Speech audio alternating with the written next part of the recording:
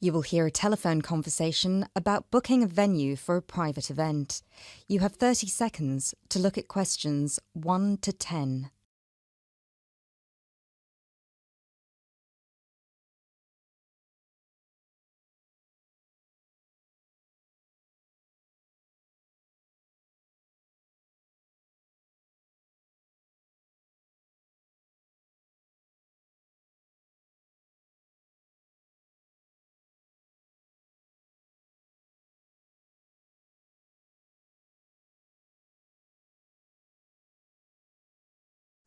This is George and Dragon. How may I help? Hi, I'm calling to inquire about your upstairs venue. I'm interested in booking it for a private event, and I was wondering if I could ask a few questions. Yes, of course. Just give me a second, please. So, before we start, could I please get a name and phone number? Yes, my name is Clara Carlton. Carly, could you spell that for me, please? Sure, it's Carleton.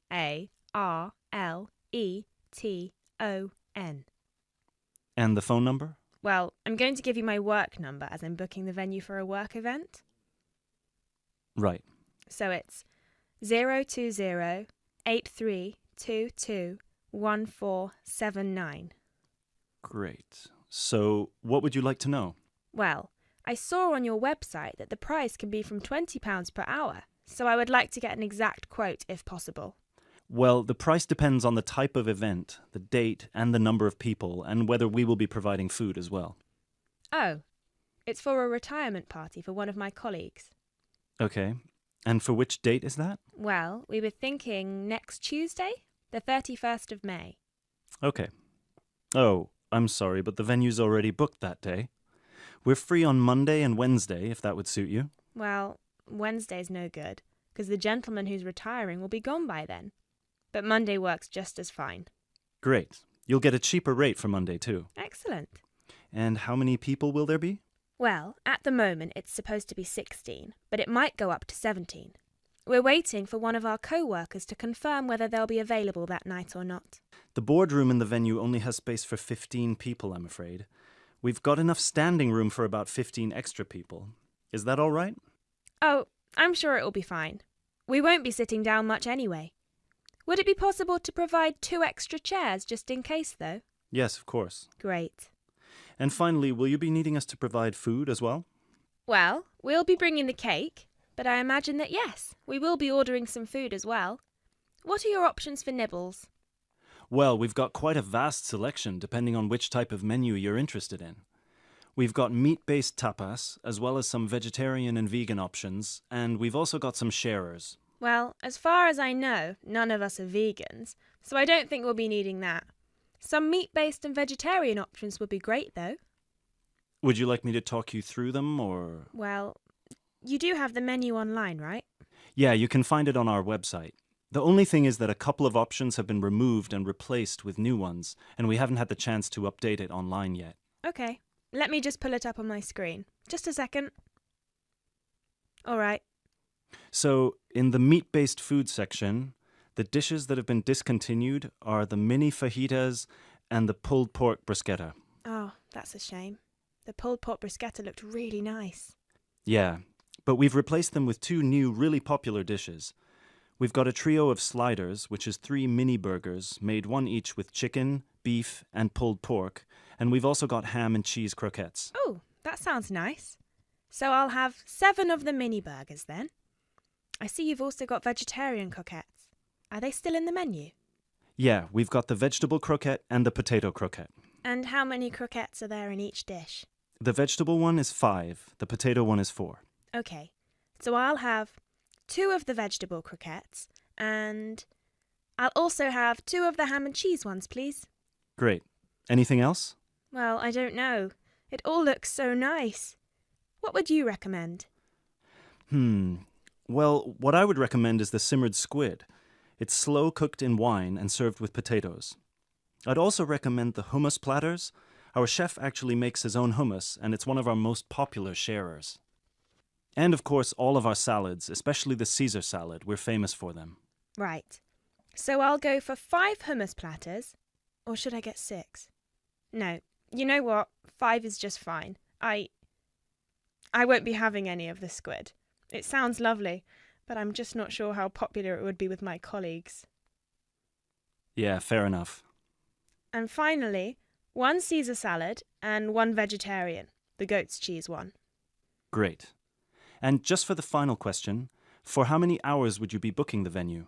Well, we'd be arriving straight after work, so somewhere around 7 p.m.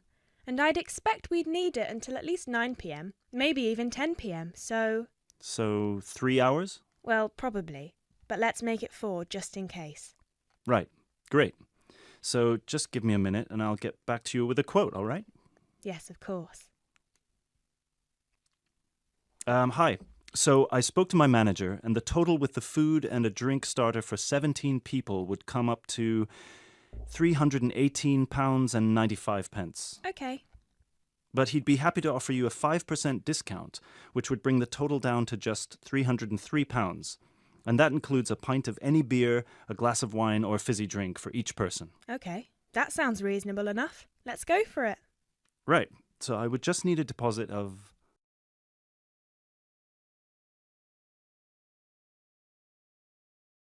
You will hear a talk about the history of a poetry award. You have 30 seconds to look at questions 11 to 15.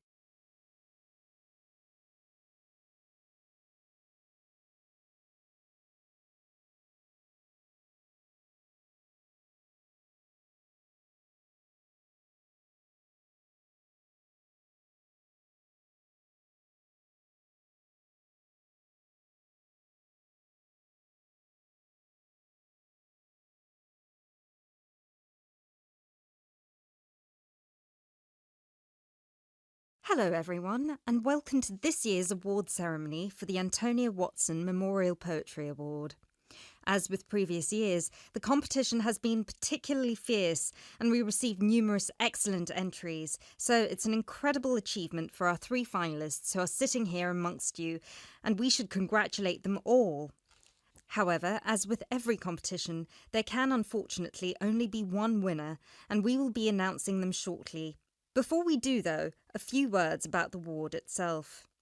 As most of you know, the Antonia Watson Memorial Poetry Award has been presented annually since 2010 and was presented biannually for 2 more competitions prior, once in 2008 and once in 2006. It is entirely funded by Antonia Watson's very generous parents, who offer £1,500 to the author of the best poem on a topic announced at each previous award ceremony, as well as £500 to the first runner-up and £250 to the second, bringing the total up to £2,250.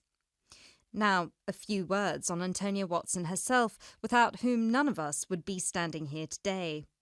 I briefly knew Antonia while at university, where we were flatmates for a year, and I'm afraid that any speech I give will not be able to do her justice, as she was the kindest, sweetest person I've ever met. Thankfully, this part of my speech was written with the assistance of one of her siblings, Thomas Watson, who was not only her brother, but also her best friend. Antonia was born in Slayford, Lincolnshire, in December 1986. From a very young age, she displayed an inquisitive and creative nature, matched in volume only by the gentle kindness of her spirit. She wrote her first poem, named Love Barks, about the death of her dog at the age of 10. This was also her first poem to be published at her school's newspaper, just 2 months after another of her poems, Be Kind, won the 1996 Triad Children's Writing Competition and was published in the competition's anthology. While her early forays into poetry were crowned with impressive success, Antonia unfortunately ceased to write for a few years, following the death of her very dear grandfather, Peter William Watson, in 1999.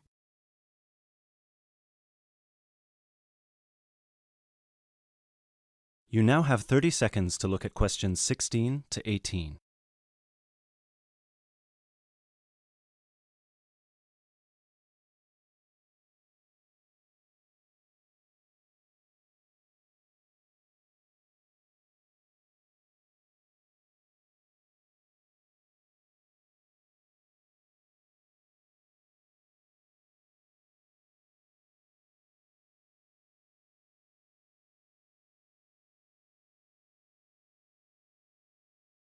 While her early forays into poetry were crowned with impressive success, Antonia unfortunately ceased to write for a few years following the death of her very dear grandfather, Peter William Watson, in 1999.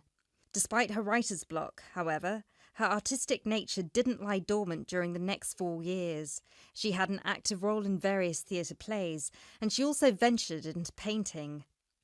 A few of the plays are available on the internet, and you can find several of her self-portraits on our website, and you can see for yourself how impressive they are.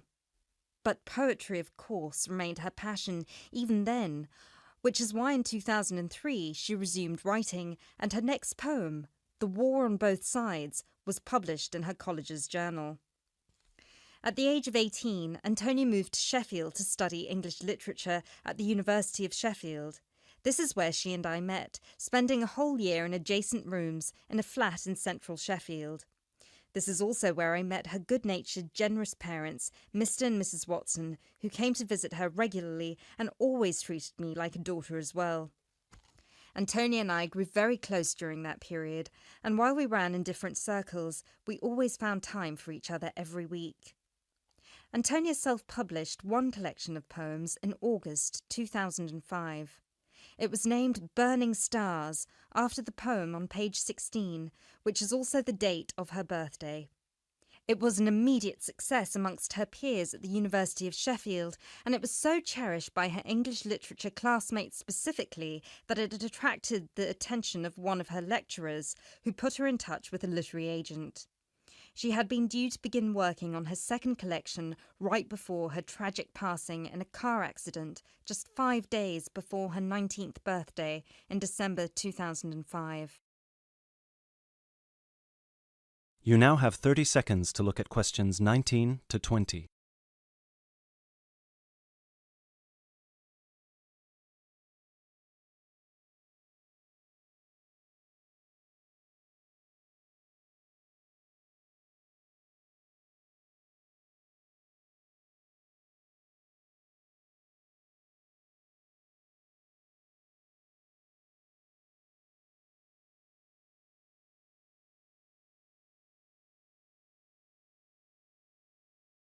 Antonia was always interested in societal shifts and how they affect humanity as well as the environment, and this award was designed to reflect her faith that regardless of what we do, we are all inherently good. With this in mind, all of the topics this competition has dealt with have been about the potential and the positive side of humanity, such as this year's Young Love theme or last year's Inner Power theme. We've had poems about personal strength, about immigration, about gender equality and peaceful protest. And hopefully in 12 months, the poems we'll be awarding will be just as inspiring with the topic of poverty. I know Antonia would be really proud of what her parents and what all of you together have achieved.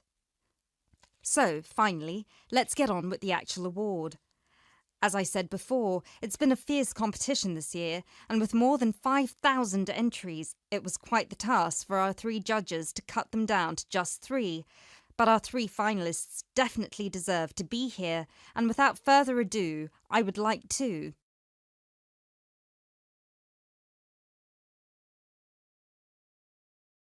You will hear a conversation between 2 students working on a presentation.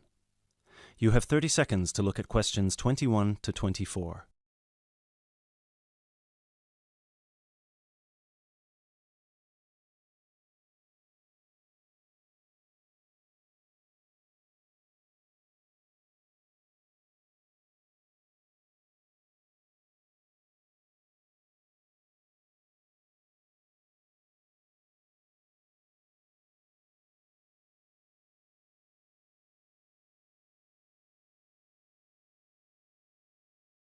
Hey Chris, thanks for coming.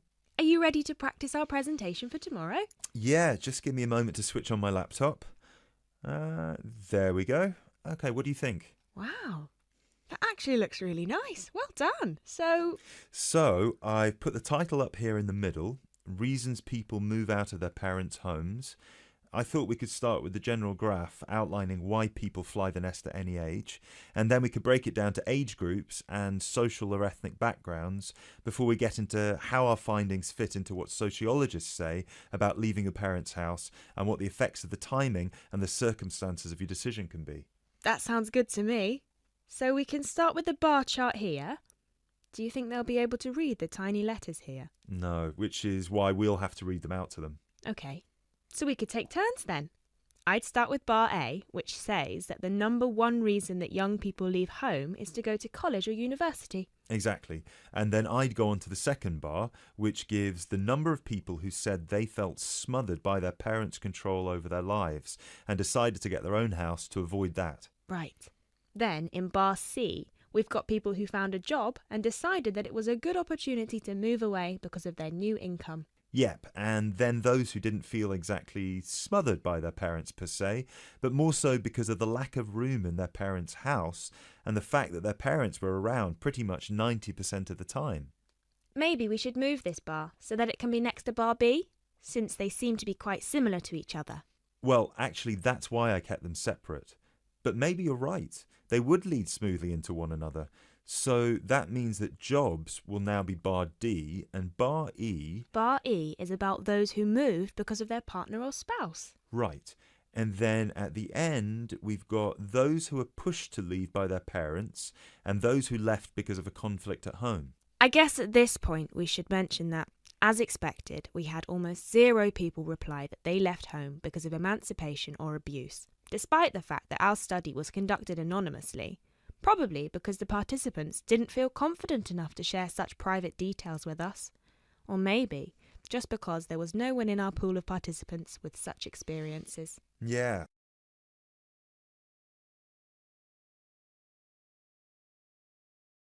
You now have 30 seconds to look at questions 25 to 29.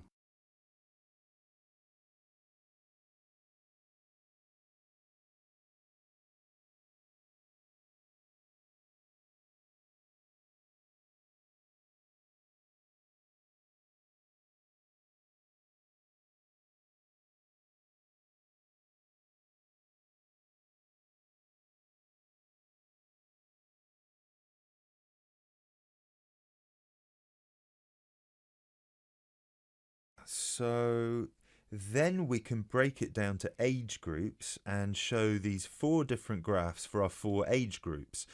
Under 18s, 18 to 20, 21 to 24 and 25 and above. Shall we take the graphs by age, or should we start with the second group? What do you think?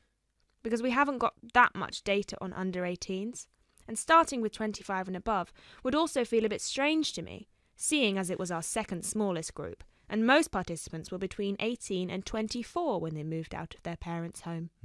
Yeah, you're right. Perhaps we should start with our 2 biggest groups and then move on to the other 2. So, you can present 18 to 20, and I can present 21 to 24. And then we can maybe present the other 2 groups together. I think it's best if we present them separately, since the findings are so different. Yeah, I guess you're right. So, I can present the under 18s, and you can present the 25 and over. Perfect.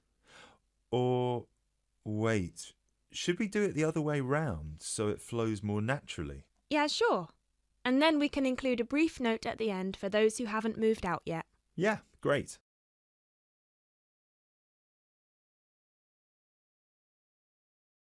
You now have 30 seconds to look at question 30.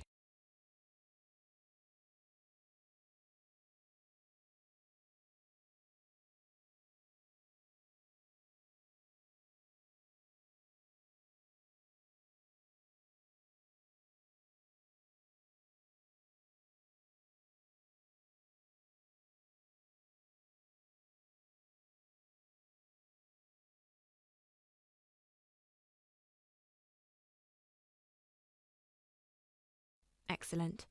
So, then we can move on to the final chart before we get to the bibliography and explain what they said they found difficult when they moved out. Yeah, so we can say the biggest issue for everyone was finding a place to live, especially for those who didn't have a guarantor or didn't live in a student hall of residence. Yes. and that 30% of the participants also experienced some financial problems in the beginning, with bills and rent and food and everything. Right. Then an even larger number reported that they didn't expect to miss their family that much, but ended up visiting their parents' home often just to see them and spend some time with them. Although, we should probably cut that number down a notch to exclude those who went back home just so their parents could cook and do their laundry for them. Yeah, sure. Anyway, then we should finish off with the final issue, which was flatmates. Oh yeah, so we should say that a whopping 67% complained about the people they had to live with, and that they were often dirty and inconsiderate. Right. Great. So then we can move on to how our findings fit into...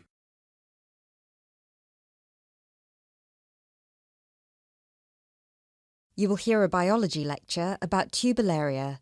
You have 30 seconds to look at questions 31 to 33.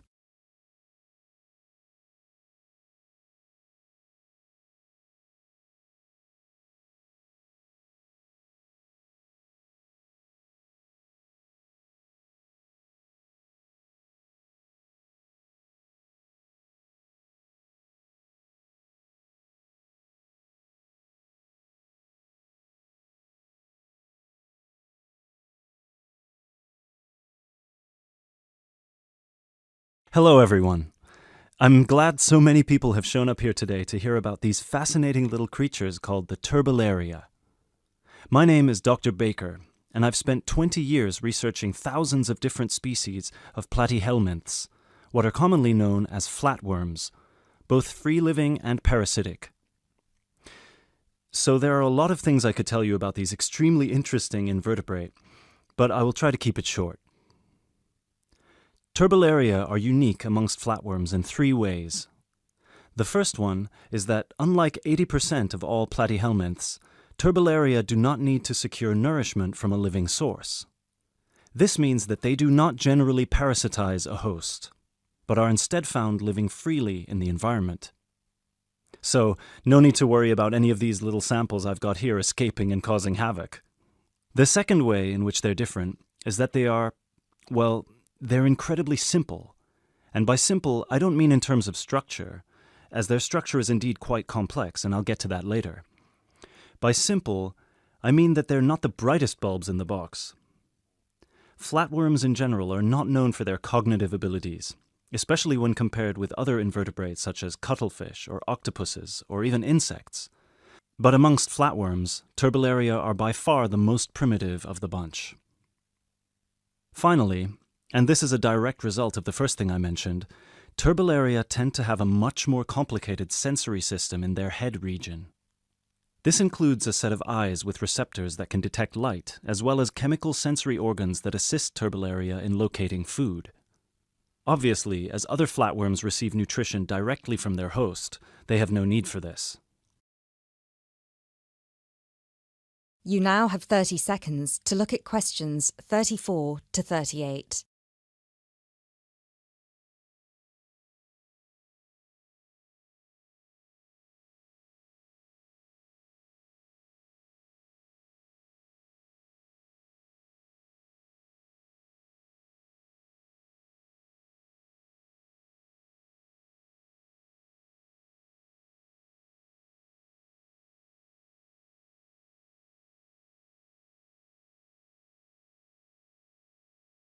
Despite these three differences, however, turbolaria are quite similar to other flatworms in all sorts of other ways.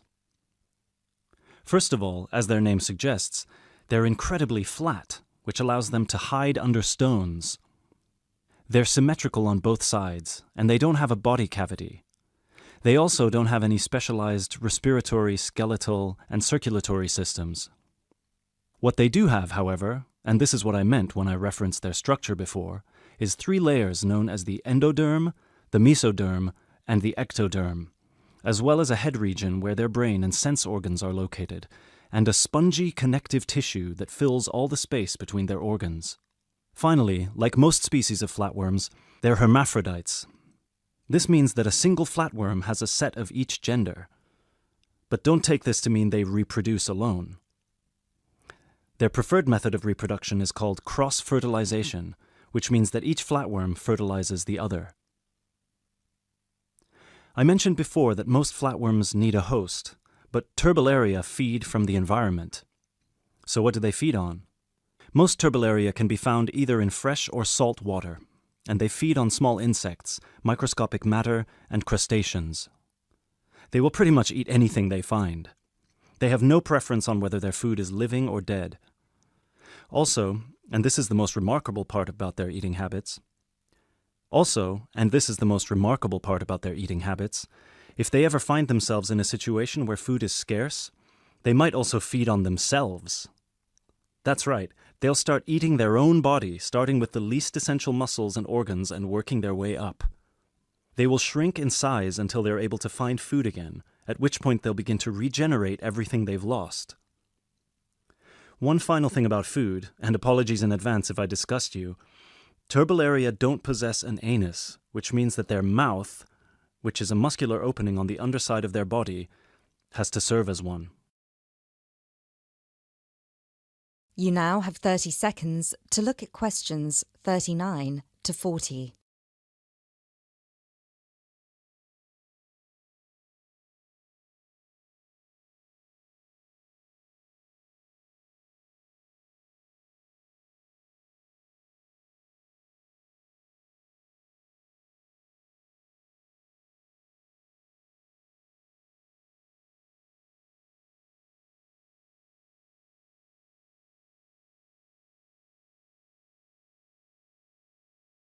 Before I finish this presentation, one more thing you've probably heard before but weren't sure if it was a myth or not. I mentioned already that Turbellaria can reproduce on their own, but there's a second method they can use, which is known as fission. Now, as a child, you were probably told that if you cut a worm in half, it will grow into 2 new worms. That's not entirely true, but flatworms are not worms exactly, and they do have the ability to regenerate by splitting into 2, perhaps even more smaller parts, at which point each part regrows the missing organs and becomes a brand new Turbellarian. Now this is extremely important for us, and this is how I'd like to close this presentation. Because their ability to regenerate endlessly makes them virtually immortal, and it might open pathways to regeneration in human cells or slowing the human aging process, which is why scientists like myself have been studying these unique creatures, hoping to get some answers. Thank you for listening, and please come along to see me and my samples if you have any further questions.